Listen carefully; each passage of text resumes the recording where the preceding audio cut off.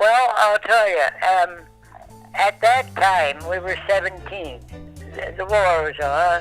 The group of us, one fellow said, I'm going to go in the army and I'm going to be a tank driver or something. And another lad by the name of Ike Preston, he joined the Air Force.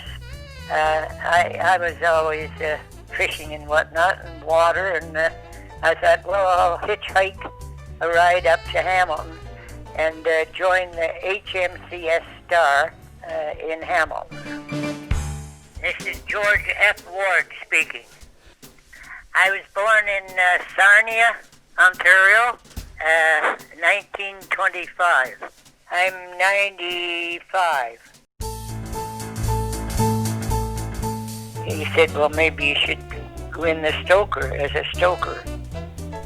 And I joined as what they call a stoker second class, and then I got to be stoker first class. We wouldn't be told where we were or where we were going, and then we were dispatched to meet the name of it was Ile de France.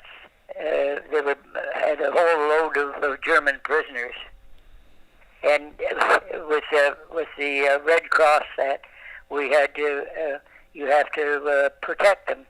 A ruling, you know, that so we sort of escorted it. Some of us weren't that lucky, and I don't want to cry, but some of the boys lost. Real nice big family, you know, whatever it was, that was it. We all had a job to do, and naturally I was a stoker, so I was down below in the boiler room there. We had a tot of rum every 12 o'clock at noon, and if you didn't take your tot of rum, you got a quarter.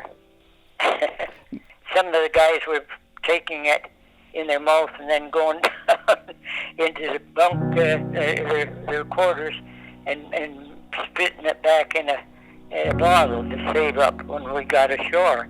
But I wasn't too interested in doing that. And I often think of this guy or this guy, and you'd find me maybe in bed here chuckling to myself. And within the last month, tried to locate several, and we put out on the internet if there was any veterans from the Corvette HMCS Rosthern K-169.